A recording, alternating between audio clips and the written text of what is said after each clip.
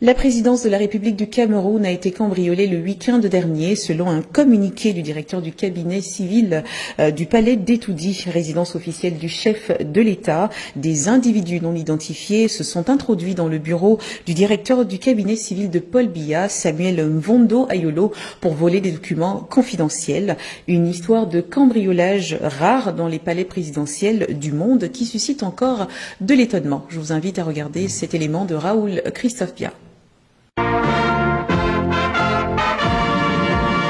Quand on dit tout le temps qu'au Cameroun, nous sommes tous nés avant la honte, c'est parce qu'on voit au quotidien des choses incroyables arriver sur nos yeux que personne ne peut expliquer. Après le phénomène de 2 staffs techniques pour notre équipe nationale, du jamais vu depuis que les Anglais ont inventé le football, voici venu le temps des cambriolages des bureaux feutrés de la République. Et cette fois, les habitants du continent ont débloqué un autre niveau. L'on apprend que le cabinet civil de la présidence de la République du Cameroun a été cambriolé. C'est sur YouTube qu'on entend très souvent des choses. Voici ce qui n'arrive que dans tel ou tel pays. Aujourd'hui, on dira malheureusement ces événements inimaginables qui n'arrivent qu'au Cameroun, là où on appelle désormais le continent. Cette fois, les habitants de ce continent autoproclamé ont débloqué un autre niveau de camerounerie. On dit qu'on a cambriolé le cabinet civil de la présidence de la République. N'ayons pas peur des mots, disons tout simplement qu'on a cambriolé la présidence. Avec toute l'armada de haute sécurité qu'il y a dans ce palais de l'unité. Peut-être le palais présidentiel le plus sécurisé de l'Afrique centrale.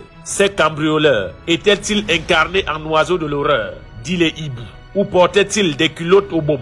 Ou alors c'est tout simplement un canular. On aurait bien aimé que ça en soit un. Mais hélas, le continent est vraiment inexplicable. Comprenons-nous très bien et cessons de faire semblant. Cambrioler le bureau du ministre directeur du cabinet civil de la présidence de la République du Cameroun, c'est cambrioler Paul Biya lui-même. On dit que cela cherchait un document confidentiel. En réalité, c'est la nudité du président qu'il voulait. Ces chams des temps contemporains qui veulent de nouveau mettre dehors la nudité de Noé.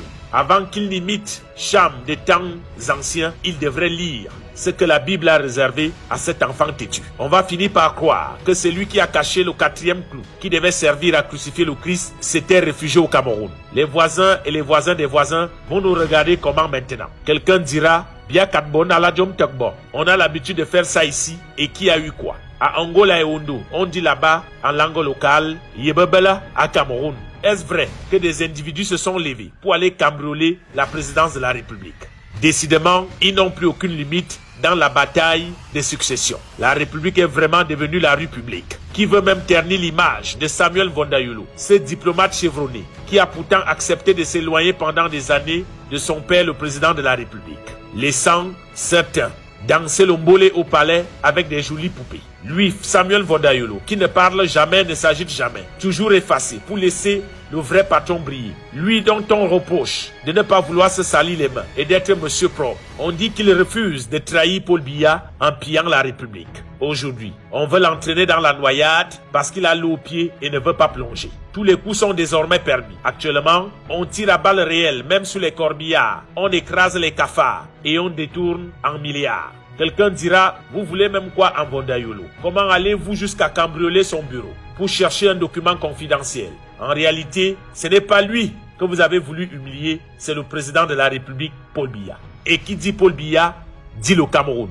Parce que quoi qu'on dise, c'est lui qui incarne les institutions de ce pays. Et personne n'acceptera de nous faire le film, de venir nous présenter d'ici quelques jours quelques mbolayeurs rastakouè aux yeux du Kior, ramassés en Kolundouangisa et Somba. Appelez toutes les chaînes de télévision du Cameroun pour nous dire, les voici les cambrioleurs, les alias, le Toursi, ceux qui ont goûté au caviar entreront eux-mêmes dans les corbillards. Ceux qui ont acheté les parfums pour la mort seront eux-mêmes les défunts. Même les caméras de surveillance, apprend-on, ont été subitement en panne. Nous leur disons à ces caméras que le moment venu, elles iront comparaître devant le juge. Il est temps que même le chien qui a refusé d'aboyer ce soir-là soit lui aussi appelé à la barre. Et nous dirons aussi au lion de se réveiller et qu'il commence à nouveau à punir ses petits. Ils font déjà trop le désordre. Voici Moïse, encore vivant. Les Josué et Caleb veulent déjà son bâton de pèlerin. Ils doivent tous passer devant le Salédrin, que tous les Philistins qui ont leurs amis pharisiens au gouvernement sachent qu'ils ne perdent rien d'attendre. Le temps est le véritable tribunal de l'histoire.